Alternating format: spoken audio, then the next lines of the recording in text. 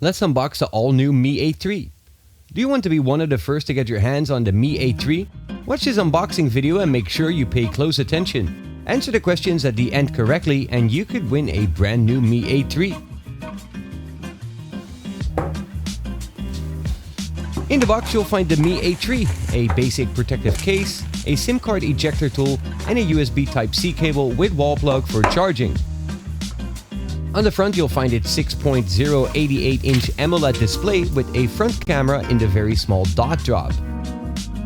The front camera has been given a significant upgrade to 32 megapixels for super high-resolution selfies.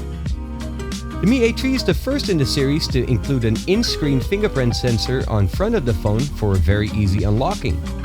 The Mi A3 also comes with a 3.5mm headphone jack and a SIM and SD card slot, allowing you to expand the internal storage. The Mi A3 comes with flagship camera specs.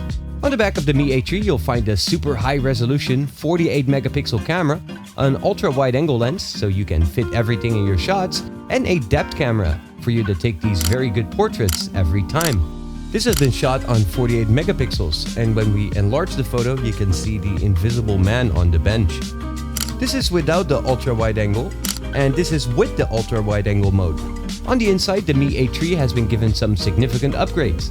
It now comes with a Snapdragon 665 processor, improving its AI performance and giving you a more powerful experience.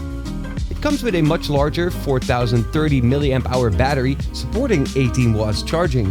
The Mi A3 comes with Android One, giving you the cleanest, pure Android experience with Google Assistant for a very affordable price.